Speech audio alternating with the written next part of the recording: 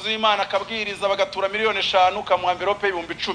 Ibyo byo ni amabanga y'akazi nzabivuga turi twenyine, ariko nanga ubwesi koro mu murimo w'Imana. Ariko ikibazo twigishije nabi, ntitwabwira abantu kuri bazimu bapfiriye icyarimwe. Uraneza ubuturo bw'ibihumbi 100 nakubwiye ko ndi umutindi. Ariko buri iyo umuntu agusengeye urwaye kanseri ukamusigira inote ya 2 afite abantu 6, ubu barako wewe uwagwa 2 wayakoze iki? Oya ibyamuvane uyishireho.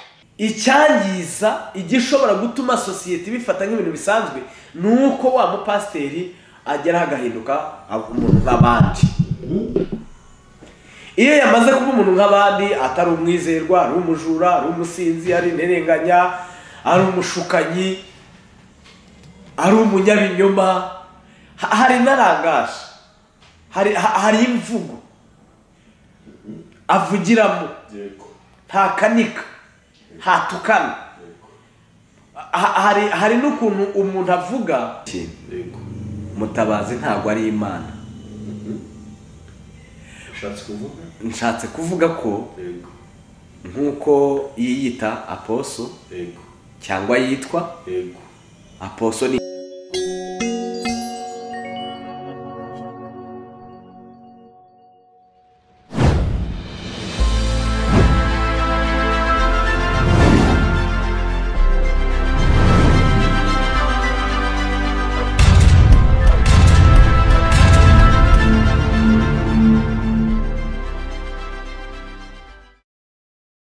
reka ngushimire cyane ndimo kudukurikira ibiganiro byacu bitandukanye tubagezaho hano kuri Evangeliser Le Monde TV.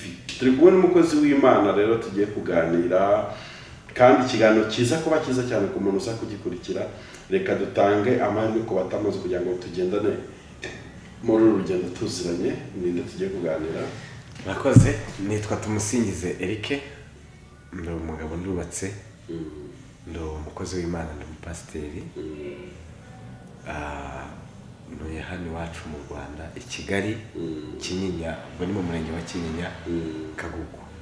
Imana ibahumugisha. Imana ibahumugisha pastor. Murakoze. Turakwishimiye cyane. Murakoze. Pastor, reka dutangire mu challenging. Muri iyi minsi y'umuntu avuze ngo ni umupasteri, societe isa n'iyikanga kubera ibintu bamwe mu bapasteri cyangwa se n'abapotre n'ababishop bamaze kubaka bitari byiza cyane binyuze kuri uyu musozi wa social media cyangwa YouTube. Icyubahiro cy'ubupasteri kizagaruka ryari? Mbere yo wavugaga pasiteri nko mu myaka 20 ishize 20 umva guhe n'umuntu wo kuruhukira, ariko ubu siko bimeze muri society. Ubona byaratewe n'iki tutarakomeza? Byatewe n'ibintu byinshi, ariko reka mvuge nka 3. Byatewe n'ihindagurika ry'ibihe, abantu nyine uko ibihe bihaye ibindi, hari ibintu bigenda bitagaciro hakaza n'ibindi bishya. No kuvuga ngo nihindagurika, ibintu byose byabaye modeli, ibintu byose byabaye bimwe. Kubona umukozi w'Imana no kubona nibisanzwe, icyo ni kimwe. Icya kabiri, byangijwe na bamwe biyita abakozi b'Imana b'abapasteri atari bo. Umuntu ashobora kubyiyita we akabyemeza ko ari apotre pastor.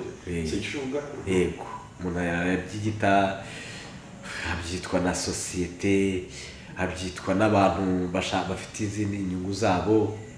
Noneho abantu kuko by'ukuri koko batahamagawe n'Imana, noneho bagasiga ibyasha abahamagawe, noneho bigatuma izina umupasteri ukabona byose ni kimwe, ko byangijwe n'abandi bafite ya matitire ariko badafite ya nshingano y'ubushumba. Ko pasteri n'umushumba ya nshingano yo mu mutima batayifite.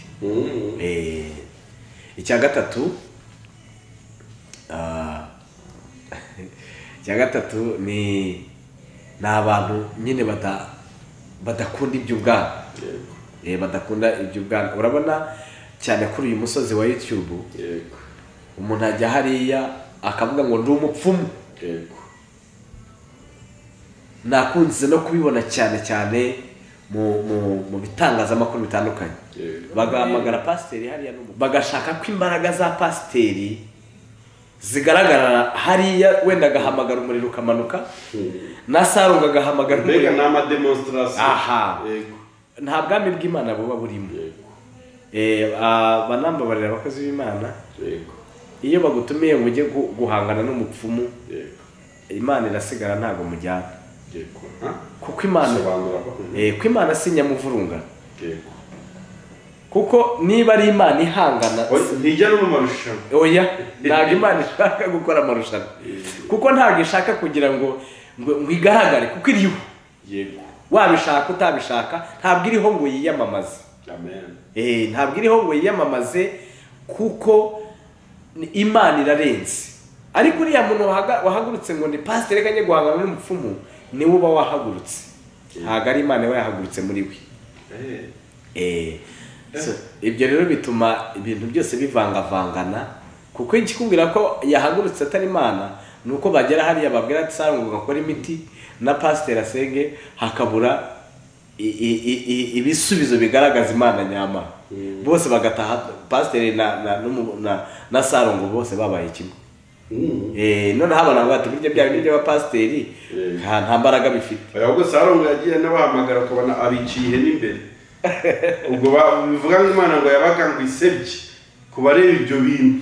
Imana ntisebe. Ni ko nyine wagira ngo niyo reaction yabaga igaragaye. Niko mu by'ukuri koko amusoritse nago kubona Sarongo yabaga ihene, arega ntabwo Imana itinya abapfumu. Nta n'utubaraga bafite na duke twanyeganyiza n'ibirenge no munsi y'ibirenge by'Imana. Barabikora gusika baseka, kuko Sarongo afite igihe azakirizwa. Sarongo afite igihe Imana yamutegekeye, ariko ntabwo akiri bushyirweho na pasiteri wahagurutse kujya kureba Sarongo. Ariko ahubwo ibyo byose bikorwa nibyo biza bikavanga ubutumwa bwiza, hakaba mu rujijo gato. Noneho ndi kubyo mako tuza kuganira neza cyane ku kijyanye n'uyu musozi wa YouTube nyine turi kuvuga n'ubutumwa buhaca bw'abapasiteri, abapotre n'abandi bose batandukanye. Ubona ndagira ngo mpe impact imwe bifite iri positive ku itorero n'indi iri negative ukurikije uko bibona. Warumbajije ngo ku kijyanye n'ubutumwa bwiza buteretse kuri YouTube, yego, bifitiye inyungu nziza ku itorero, bifitiye mbi ku itorero n'imbi hari. Icyambere inyungu reka bariyo mperaho bifite nuko mu bantu ibihumbi 100 biri burebe biri bwumve, abantu 10 babwirije, uko byagenda kose Imana ikuramo ubutumwa nyabutumwa ikabuha uwishaka kubuha agakira. Indi impact mbi, ngaruka mbi, nuko bishyira isi mu rujijo, noneho bigatuma isi yose ivangirwa. Rero urumva uko biri kose n'uwari kwakirira ntabagikize. Arakomeza mu mutwe we, hagakomeza kubamo rwa rujijo. Rero iyo ni ingaruka mbi bifite. Pastor, okay, ngiye gutanga gucarenginga aho gakeya. Murakoze. Hashingirwa kuki kugira ngo umuntu ahabwe inshingano zo gupasiteri cyangwa yitwe pasiteri? Igishingirwaho hashingira habanza mu isi y'umwuka. Niho Imana, kuko twibuke ko abantu bose bariho ni abantu Imana yaremye. Buri muntu wese ari mu mwanya we kuko Imana yahamushyize. Imana niyo ireba igikwiriye akaba ari ikikora. Kuvuga ngo rero bihera ahatarebeshwa amaso y'umubiri mu isi y'umwuka. Imana yabona koko wa muntu wa mwanya yawuhagararamo ikawumuterekamo, ariko noneho bikaza kwemezwa n'abantu, population, society, bakareba bakavuga dushingiye kuri ibi bigenzuzwa ijambo ry'Imana, hanyuma kuvuga ngo birakwiriye koko ahabwe inshingano. Rero kuvuga ngo kuba umupasiteri ntabwo ari ukunoma, ahubwo ni ibintu Imana itegurira hatagaragara ariko bikemezwa na sosiyete. Gwese okay, niba bimeze byose ntawe ushobora kwitwa pasiteri byaraturutse kuri sosiyete gusa, nta bushake bw'Imana bubiherekeje. Nkurikije uko bisobanuye. Yego murakoze. Na sosiyete irahimba. Sosiyete igihimba bitewe n'impamvu zayo bakavuga ngo tumugize we, ariko noneho burya bamugira we ariko bikaza gutandukanira mu mikorere y'aba bantu bombi, batoranijwe n'Imana n'abatoranijwe na sosiyete. Igice cy'umuhamagaro. Yego. Uko wa muntu hari umugabo witwa Gamariyeli, abantu barwanije Pawulo bagambirira kumwica, ariko wa mugabo yari umunyamategeko Gamariyeli, aravuga ati aba bantu nimubice, ibintu barimo koko niba ari iby'Imana bizakomera, ariko niba ari iby'abantu bizirangiza. So rero niho bitandukanira, iyo ari iby'Imana birakomera bigira ibi bikomeza, iyo ari iby'abantu bishobora gukomera igihe gitoya ariko bikarangira. Pastor, impamvu y'icyo kibazo muri iyi minsi izina ryitwa pasiteri, apotre, bishop, apostle n'andi matitire autoriteri yo muri religion asa n'amazina yangijwe na sosiyete cyangwa se yangiritse, ku buryo nko mu myaka ishize igera nko muri 30, 20, iyo wavugaga pasiteri wumvaga uhuye n'uburuhukiro, wumvaga uhuye n'umuntu w'Imana, wumvaga wamusigira miliyoni 2 z'abati ndebera ndaje, ukumva uramwizeye cyane. Ariko muri iyi generasiyo siko bikimeze, ahubwo cyane tuze kugaruka cyane kuri uyu musozi wa YouTube cyangwa social media. Uyu munsi urahura n'umuntu wavuga pastor ati ukabona umuntu abaye nk'uwikanga, urumva bitandukanye na ya image nakubwiye ya mbere, kumva umuntu arikanze. Wavuga pastor eskoro, bamwe bakunda amaturo, bamwe bakora ibi n'ibi, bamwe bagira gutya, bamwe bagira gutya, ubona byaratewe n'iki? Niba ariko nawe ubibona koko. Nanjye niko mbibona. Nanjye niko mbibona, ariko muri analyse yanjye biterwa n'ibintu nka bitatu. Icya mbere ni intege nkeya z'abantu bose batuye isi. Intege nkeya mvuga si za zindi z'amasengesho, oya, ni intege nkeya za rusange z'imitekerereze, kunanirwa, uburyo bwonko bujya bunanirwa. Hari aho bugira resistance ikabura. Izi ntege nkeya rero ubundi nk'uko wari ubivuze, ubundi pasiteri si umuntu usanzwe, ndavuga uwatoranijwe n'ijuru n'Imana, ariko noneho isi inanirwa kubijera. Ikintu kikabaho, umuntu akabaho yubashywe, ariko kubera intege nkeya n'ihindagurika ry'ibihe, cya cyubahiro kikagenda kimukurwaho, atari uko atagifite, ahubwo kikagenda kimukurwaho nuko resistance y'abakimuha igenda inanirwa. So bigasoza yarabaye umuntu nk'abandi, ariko iby'ukuri atari umuntu nk'abandi, kuko ahubwo ari za ntege nkeya zafashe isi. Donc abantu bose ibintu byose byabaye kimwe. Muri make ubundi kwitwa pasiteri wenda mu buryo bwagutse si nawe burya baba bubashye, ahubwo baba bubashye ikimurimo. Ariko cya kindi kimurimo ariyo y'Imana n'agakiza, abantu bagenda babigira ibintu bisanzwe, ibintu nk'ibindi. Noneho bigeraho muri ya mvugo y'iki gihe bigasa nk'ibicitse amazi, abantu bakabibona mu buryo bisanzwe. Icyo ni kimwe. Icya kabiri, babandi wa muntu koko umukozi w'Imana, umupasiteri ni umuhuza w'abantu n'Imana, aba ari principal, niwe Imana ituma nawe agatumika akabwira abo yaremye. Noneho rero akwiriye kuba ari umuntu koko wera, ugendana n'umuyobozi we witwa Imana, ukora icyo Imana ishaka. Iyo rero ndatanga n'urugero murambabarira. Yego. Reka ntanga urugero rw'abasirikare. Yego.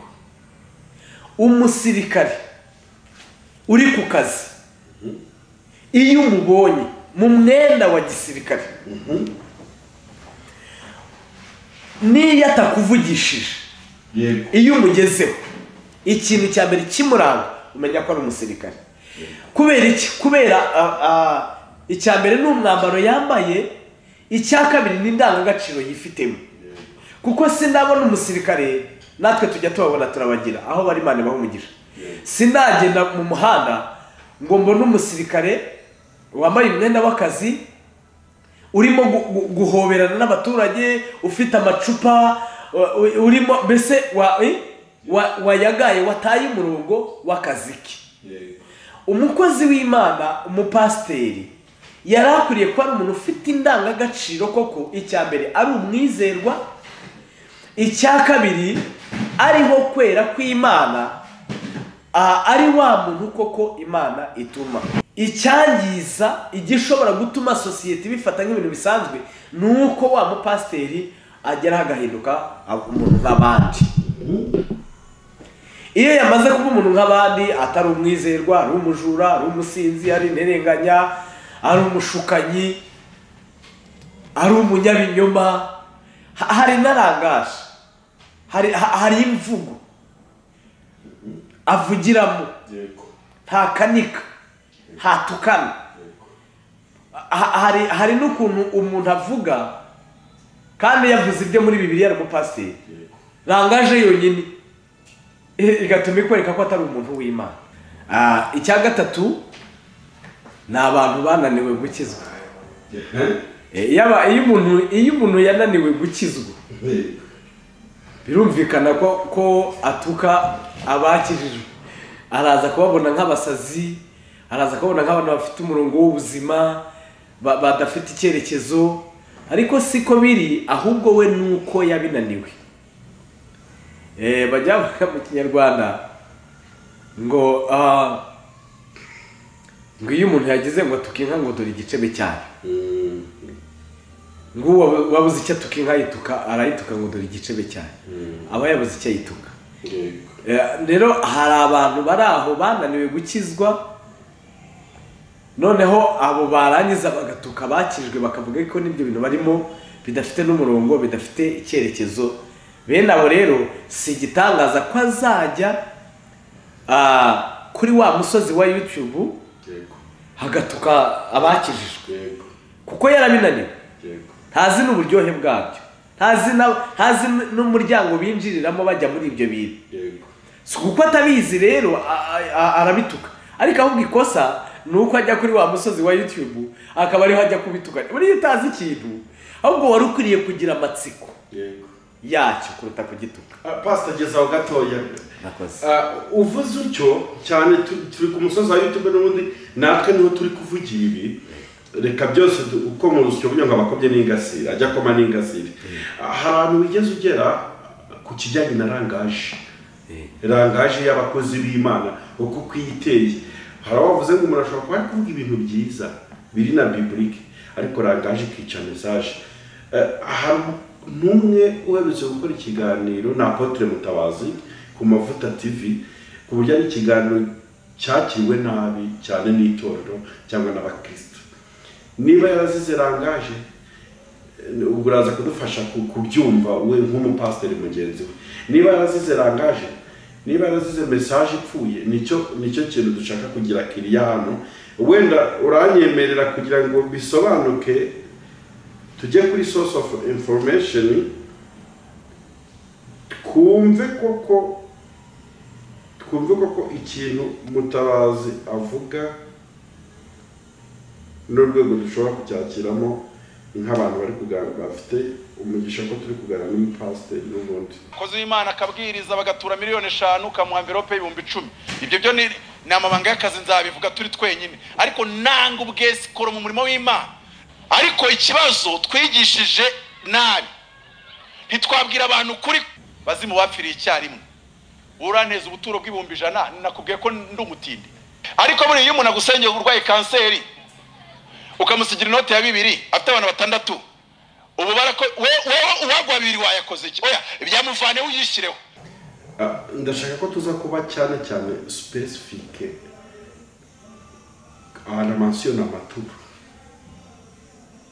Donc uraza kudufasha ubundi ituro ni itegeko ry'idini, ni itegeko ry'Imana, ni itegeko ry'umushumba.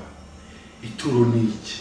Kuko abantu yagera akamansura ikintu cy'amaturo cyane ku buryo ku muntu utabikora wajya ngo hari inkota iri inyuma yiteguye kumusagota, ku buryo abantu batakira ino message neza. Uradufasha kumva ibi bintu nimba ari rangaje mbi yakoresheje cyangwa ari ubutumwa yacuritse. Just nshaka ko tuganirira. Murakoze. Mbere yuko nza kuvuga kuri rangaje, reka jyewe mbanze mvuge ku maturo. Amaturo ni ngombwa. Yego. Kuko ari mu nkingi zigize ubukristo. Yego. Ntabwo ari mu nkingi zigize ijambo ry'Imana, nubwo amaturo ari mu ijambo ry'Imana. Yego. Ariko ahubwo ari mu nkingi zigize ubukristo, indangagaciro z'umukristo. Yego. Ni ngombwa gutura, ariko gutura byo bifasha. Gutura si itegeko umuntu ashyirwaho n'undi. Yego. Ahubwo gutura ni umutima. Ni umutima waryohewe, ni umutima wanyuzwe, umukunzi, ni umutima ukunze. Uyu mutima ukunze, yego, uyu mutima mbere yuko ugera ku ntambwe yitwa amaturo, ahubwo hari ibindi bibanziriza amaturo. Uyu mutima wakiriye ubutumwa bwiza, uyu mutima warakiriye, waryohewe n'agakiza, umurikirwa n'umucyo, umenya uburyohe buri mu gakiza. Ubu buryohe nibwo busunika umuntu gutura. Gutura si pressure. Oya ntabwo ari pressure. Pressure y'umupasiteri. Oya. Cyangwa y'umuntu. Oya. Inshingano y'umupasiteri yariyo si no kukubwira ngo tura, ahubwo ni ukuguha ijambo ry'Imana, akakuganiriza ijambo ry'Imana adashingiye cyane ku maturo, ahubwo ashingiye ku gucungurwa. Yego. Nicyo twabonye kiruta amaturo aricyo Kristo. Uri kumusobanurira ibintu neza cyane. Yego. Agomba kukubwiriza ubutumwa. Yego. Bukagutereka kuri standard wumva ko ugomba gutura. Aha. Ntabwo ubwirizwa gutura. Yego. Ahubwo ubutumwa bwiza nibwo buguterura. Aha. Bukaguterura bukagutereka ahantu ku musozi wo gutura. Uzi umuntu utura neza ntabwo abwirizwa. Yego. Ahubwo hari igihe umuntu akorwa akavuga ati ndajyana iki. Yego. Niki nk'umunsi umunsi natuye. Yego. Nta muntu wambwiye ngo ugende uture. Nta nubwo natuye amafaranga. Yego. Nikoreye intebe saba. Yego. Ndavuga nzijyane ko numva ubutumwa bwiza burenze. Aha, saro yawe.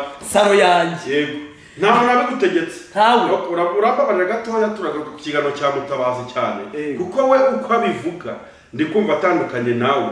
Turashaka turaza kumenya rero ufite ubutumwa bwiza rinde. We avuga ko pasiteri wawe runaka umenye ko ari kugusaba ituro, niyo waba ufite ikibanza ugomba kwiruka ukajya kukigurisha amakurizanye, kuko utakigurishije ngo utange ibyo turagusabye wagibwaho n'umuvumo. Niyo reality. Oya siko kuri kwijambo ry'Imana. Pasiteri wawe ntago kuvuga ngo zana, ntabwo ukora ugutura. Ahubwo inshingano ya pasiteri wawe nuko wahagara hariya buriya intama yarishije neza iraza ikakuryama ku birenge. Yego. Kuko iraharuhukira. Yego. Tugaruke mu ijambo ry'Imana. Mariya ninde wamubwiye gutura? Yesu yaramubwiye ngo tura. Ntabwo Yesu yigeze amubwira ngo tura. Mariya yarinjiye yumva amagambo Yesu arimo kuvuga kwa Simoni. Ni Maraya utarufite misiyo yo kujya mu rusengero, ariko hanyuze amagambo ya Yesu amukoraho ngo afata amavuta ye y'igiciro. Nta muntu wambwira ati nturi Maraya watuye bitagucika. Awe. Aha. Watuye aya mahirwe ntagucika. Yabyumvise. We yumvise ageze aho aruhukira. Iyo umuntu wese ageze aho aruhukira arabyumva. Mariya we yibwirije gufata amavuta ye ngo ayasuka ku birenge bya Yesu, aramanuka. Urabizi umusatsi ni agaciro gakomeye mu gitsina gore. Mariya ngo aramanuka agira amuhanaguza umusatsi ku birenge. Umva imbaraga z'ubutumwa bwiza. Umwe mu bari kumwe na Yesu umuntu umwaze aravuga ati aya mavuta amenya aha, urabona ukuntu yapfushije ubusa, iyo areka tukazayafashisha abakene. Kristo aravuga ati rero akoze icyo umutima we wishimiye. Ituro ni icyo umutima wishimiye. Yego. Icyakora wabigenzuza ijambo ry'Imana ukumva koko birashimangira. Urwo ni urufatiro rw'umukristo, kuko niyo ushobora kunshyiraho pressure nudatura pasiteri wawe nagira ubwoba nkazana 50,000 ko nubwo babubiza butumye mikoro. Ariko umutima wanjye ukunze nari guterura miliyoni. Kubera pressure rero nanababwire n'ukuri nk'abagenzi bajya mu gihugu cyo mu ijuru, kubera biriya bintu wakoreshejwe na pressure umuntu yagushyizeho. Yego. Ntabwo byandikwa mu gitabo cy'urwibutso. Stile nta ngororano wabihinda. Nta ngororano wabona muri biriya bintu. Ikizana ingororano ni icyo wakoreshejwe n'umutima wawe wishimiye, umutima ukunze. Warumbajije ubwo tugeze kuri rangaje. Kuri rangaje ya Apostle Mutabazi nyine. Kuko wari umaze kwa hari abantu bavuze kuri ya ngingo ya kabiri. Gatari rangaje zidakwiye. Tubanza twumve kino kintu. Yego. Mutabazi ntabwo ari Imana. Nshatse kuvuga ko nkuko yiyita Apostle cyangwa yitwa Apostle ni intumwa. Umuntu iyo yiswe intumwa aba afite uwamutumye. Ariko kandi utarakomeza we yavuze ko pastor wawe mu rusengero ari nk'Imana, ariko atari cyo. So kugucamo uko wabigeze. Nuko nakuvuga ko ngiye ngo uze gukabika ubihuze. Uratangiye ati Mutabazi si Imana. Yitwa intumwa cyangwa yiswe intumwa. Iyo umuntu iyo yiswe intumwa aba afite uwamutumye nto warugeze. Yego. Iyo rero ufite uwagutumye ugendera ku mabwiriza y'uwagutumye. Yego. Amabwiriza rero y'uwadutumye uraza no kutubwira intumwa y'Imana igenda ute. Ko yiyita ko ari intumwa y'Imana. Yego. Mbo intumwa kamivuge muri irangaje. Intumwa ibifite uwayitumye. Noneho rero twebwe nk'abakozi b'Imana twatumwe n'Imana. Bose wacu ni Imana. Kandi bose wacu dutuma dufite ibyo tumureberaho. Mbere yuko aduha message abanza kutubwira uko twitwara muri message. Amakuru y'urugendo.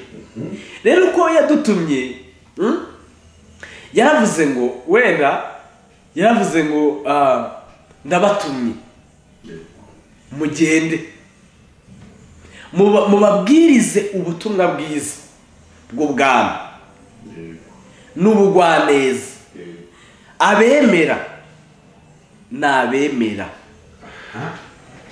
Abemera si kugata. Ntabwo ari kugahata. Turimo turaganira neza cyane. Kuko ubutumwa bwiza ni ubutumwa bw'amahoro. Si ubutumwa bw'intambara. Iyo rero hajemo imvugo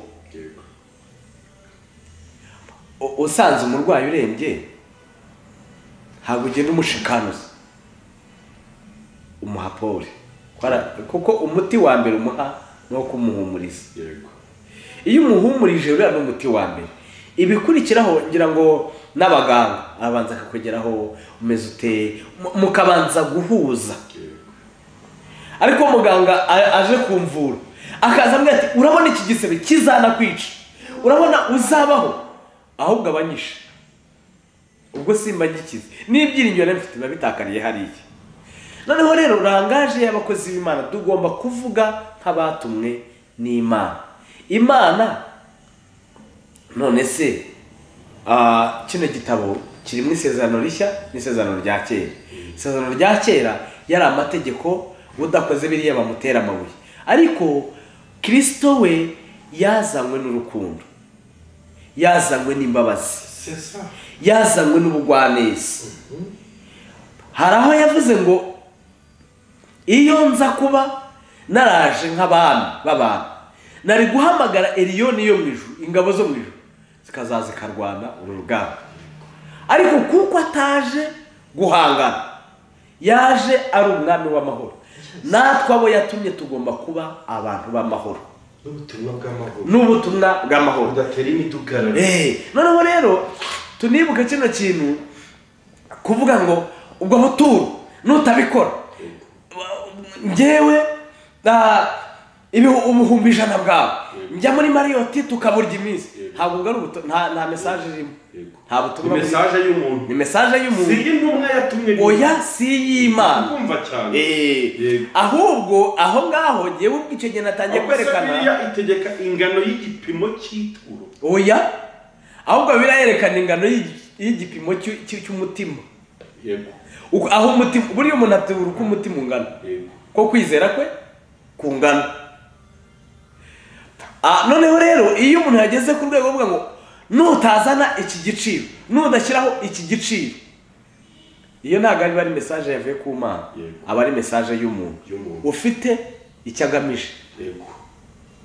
Kuko niba njyewe nicara nkatangira kuvuga ko Marriott ni urugero, njyewe njyayo uduhumbi 100 nkavayo ntumaze, ubwo ahubwo ntangiye kuvuga ibigwi, kwivuga na standard y'amafaranga agezeho ushobora gukonsoma. None se ko atavuze ati ubwo numva ari n'ubuzima muri privacy butareba public. Yego, ahubwo se uzi yaba yaravuze ati byantumbi 100 simbifata nkagenda nkabifashisha umushonje wa Burayi. Ko niba uvuga ngo wafashe 100 ujya kubirira Marriott, nta butumwa burimo, harimo apotre ubyongereho n'intumwa y'Imana. kuko ubutumwa twebwe twatumwe ahubwo nukunywa wenda fanta ya 500 bya 90 na bingahe, nanjye ngahiga umerewe nabi kamutabara. Aho niho ubutumwa buba buri. Naho ubutumwa kuvuga ngo nicaye aha nkonsoma ibi, uri umukonsomateri nyine. Yego, ntago nukanye. Ndi gukumva uri umukonsomateri gusa. Yego, ariko ntago uri apotre.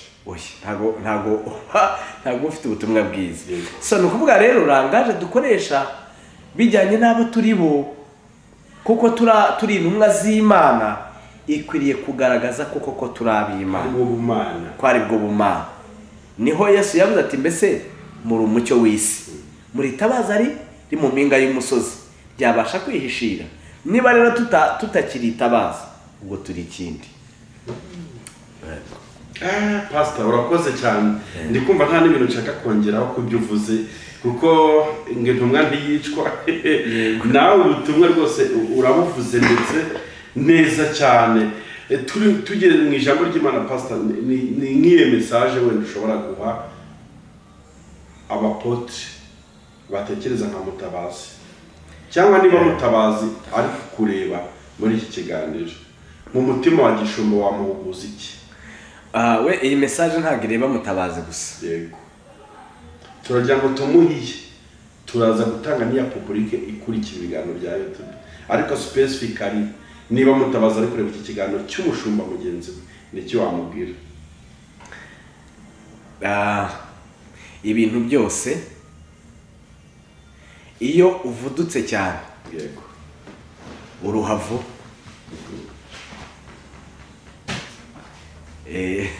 iyo uvudutse cyane uraruha. Ariko iyo ubwo ndimo ndaha message twebwe abakozi b'Imana, nanjye ndimo navuga ngo ikintu cya mbere mwibuke ko dufite uwadutumye, niwe udushofa, tugendera ku mabwiriza yaduhaye. Hanyuma mwibuke kino kintu, turi abaganga bari mu barwayi. Ni ukuvuga rero dukwiriye kugira umutima uhumuriza, dukwiriye gutambutsa message koko iri full gospel, irimwo ubutumwa bwiza bw'amahoro. Pawulo yaranditse mu Befeso ibice 6 uhereye ku murongo wa 10 aravuga ngo ibisigaye mukomerere mu mwami no mu mbaraga z'ubushobozi bwe bwinshi, mwambara intwaro zose z'Imana kugira ngo mubashe guhagarara mudatsinzwe. Aravuga ngo muhagarare mukenyeye ukuri, kuko kubw'intwari imwe yego washobora gutsinda, ntabwo kubw'intwari imwe ntiwatsinda. yego. Kandi umukozi w'Imana akwiriye kuba ari umuntu ufite intwaro zose, nta n'imwe ivuyemo. Ukuri kurimo, ubugwaneza burimo, agakiza karimo, ubutumwa bwiza burimo bw'amahoro, kuko hasi yaravuze ngo ni ubutumwa bw'amahoro.